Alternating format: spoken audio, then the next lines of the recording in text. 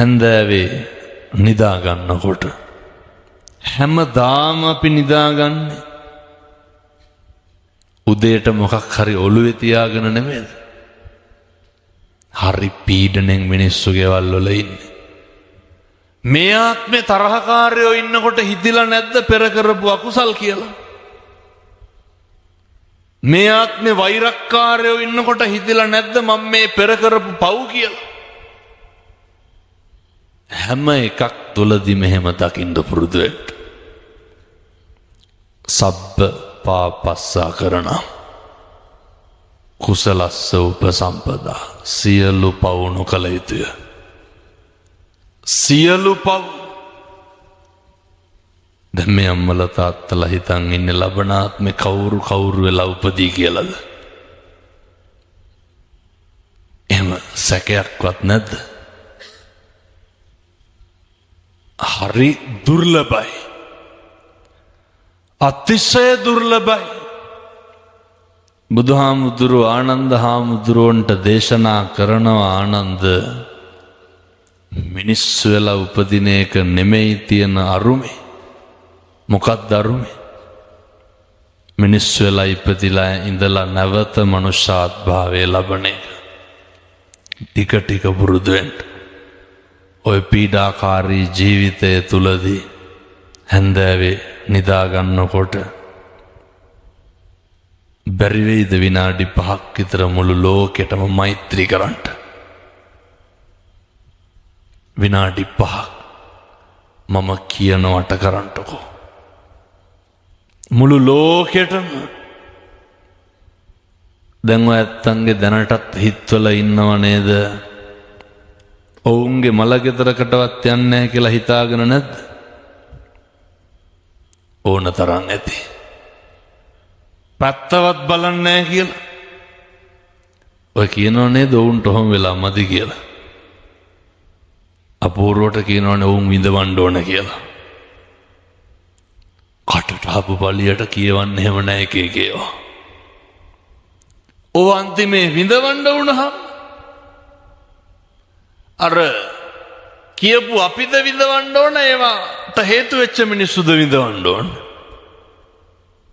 කියපු අපි විඳවන්න එපා. ඒ නිසා පින්වත්නි හෙට ඉඳන් මම මේ තරුණ දූ දරුවන්ට කියන්නේ සංසාරේ මට කවදාවත් වෛරක්කාරයෝ හම්බෙන්න එපා කියලා ප්‍රාර්ථනා කරන්න. අද ඉඳන් පතන්නකෝ. මේක ටික ටික හරි ඉවර කරගන්න බෑ. මේක වැඩි කරගන්න ඕන අඩු කරගන්න ඕන. මේක ගෙවා ගන්න ඕන. අපි මොකද කරන්නේ? කනවා කියාගත්ත වෙලේ ඉන්නේ හැම වෙලේම. බත්මාළු පිණි නෙමෙයි. තරහකාරය. මැරියක් කියලා කියාගත්ත ගමම්මනේ.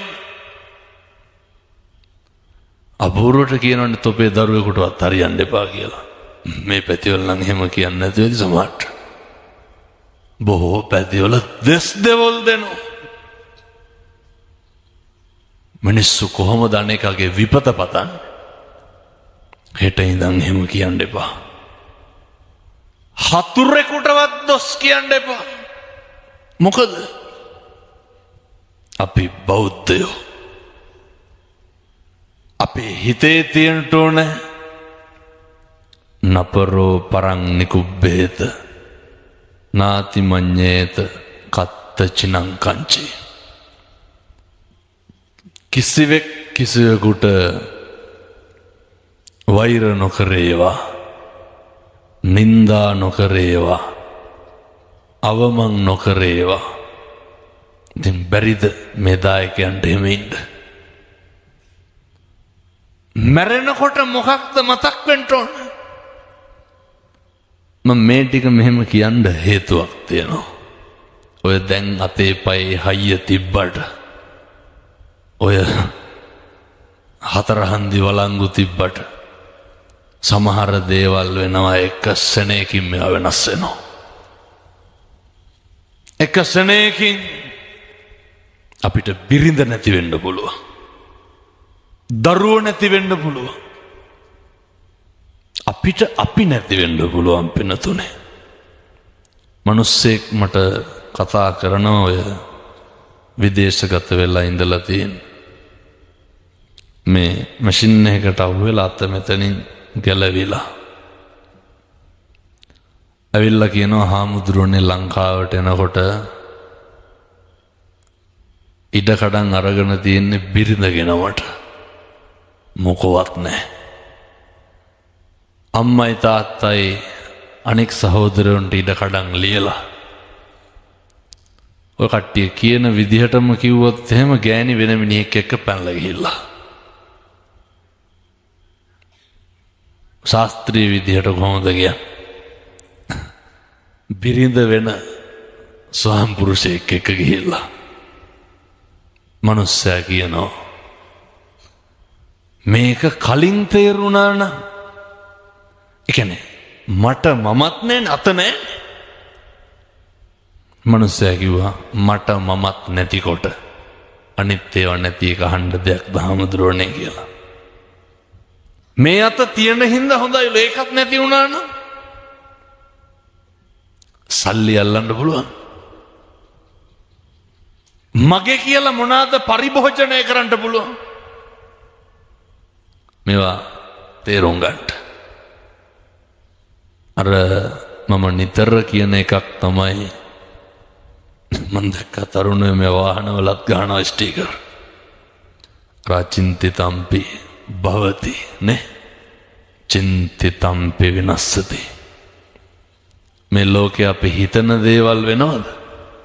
මොනා කරන්න බැරිද පින්නතුනි අපි හිතන එක වෙනවනම් වෙන දේ හිතා ගන්න පුළුවන්. හිතන දේ වෙන්නෙත් නෑ වෙන දේ හිතා ගන්නටත් බෑ. ඒ හින්දා තමයි අදාද ඒ මරු පින් කරගන්නේ කුමටද කුසලට එක වචනකින්වත් සංසාරේ දිග්ගස ගන්න එපා. අල්පනත්තකින්වත් අනෙකට රිදවන්න එපා.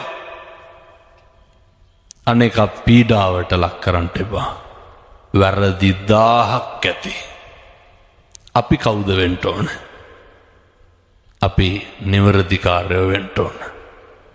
මම දැන් වඩිනවා හෙට අනිද්දා මාතර බන්ධනාගාරයට. ඒ සියලු දෙනාගෙන් ඇහුවොත් එහෙම එතන කිසි කෙනෙක් නැහැ අපි හින්දා මිනිහ මරපු. එතන කිසි කෙනෙක් නැහැ අපි හින්දා එන කොටාගත්තු. මිනිස්සු හැම වෙලේම කුලප්පු වෙන්නේ අනුන්ගේ දේවල් වලට. කුණුහරප කියලා බනින එක කාගේ වැඩක්ද? කියමු බලන්න. අපේ වැඩක්ද අනුන්ගේ වැඩක්ද? එක අනුන්ගේ වැඩක්. මේක නිවටකම නෙමෙයි. ජීවිතේ ඉවසන්න පුරුදු වෙන්න. හේතුව දවසක් එනවා දැන් මේ අම්මලා තාත්තලා කැමතිද ඔය ඉඳගෙන ඉන්න තැන්වල කෙල ගහන්න කැමතිද? කැමති නෑ. දැකලා තියෙනවද අර ඇඳ ගාව බකට් එකක් තියාගෙන කාරලා කෙල ගහනවා.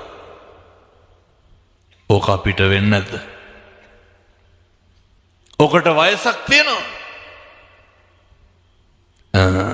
යමු බලන්න මහරගම පිළිකාරෝ හල පැත්තේ.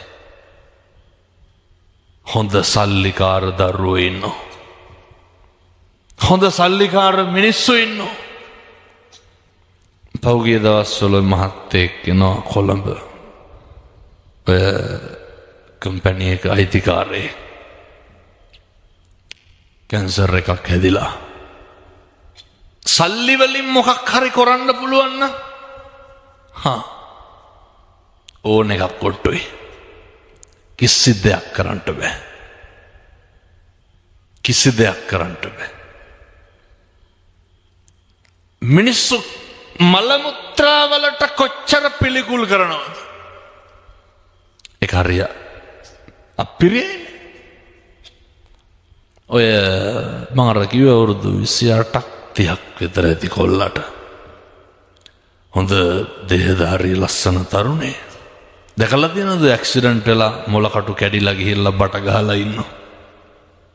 කවුද දන්නේ අපිට මොකක් වෙයිද කියලා. ඉන්නකොට අර එකපාරම ගුදමාර්ගි පිළිකාවක් ඇවිල්ලා. මම යනකොට අර බඩට බටයක් දාලා අර පැකට් එකක් එල්ලලා තියෙනවනේ මල පහයන්ට. ඒ පැකට් එක එල්ලගෙන පිගානතේ තියාගෙන බත් කනවා. කියමු බලන්න. පිරිමහන්න තියෙන වෛරය මොකද්ද? මොකද්ද පිරිමහන්න තියෙන වෛරය ඇටි? අනෙක එක්ක බැනගෙන අඬ දබර වෙලා කුණුහරුප කියලා තාතෝ කියලා මොකක්ද බේරගන්න තියෙන එදිරිවාදිකම? දුක් විඳලා මැරෙන්න බලාගෙන ඉන්න අපි මාස ගණන් ලෙඩ ඇඳේ නොනායින්ද වෙන්නත් නොනායින්ට වෙනවා. මෙහෙම වෙන්න තියෙන අවුරුදු 7-800 ජීවත් වෙනවා නම් ගැටලුවක් නැහැ. මේකේ මරාගෙන නෙමෙයි මේකේ තම්බගෙන කෑවත් මට කමන්නේ. අපි මැරෙනවනේ පින්නතුනේ. ලැජ්ජ නැතුව කියනවනේ මැරෙන්න බය නැහැ කියලා. කොටයක් අල්ලන්න ඕන නහයට බලන්න. අයින් කරගන්න එපාද කියලා කියනවා බලන්න. ඔය කිව්වට මතකද අර යහපන් ආණ්ඩුවෙන් පාකිස්තානෙන් එල්ලුම් ගහට කඹයක් ඕඩර් කරා. බන්තනාගාර මාධ්‍ය ප්‍රකාශක කියනවා වාට්ටු හොදන්න උනාලු. ඇයි? බඩේලී ගියා සේරටම. කවුද මැරෙන්න බය නැති වෙන්නතනේ? ඔය මොන කෙරුමත් මරණයට බයයි.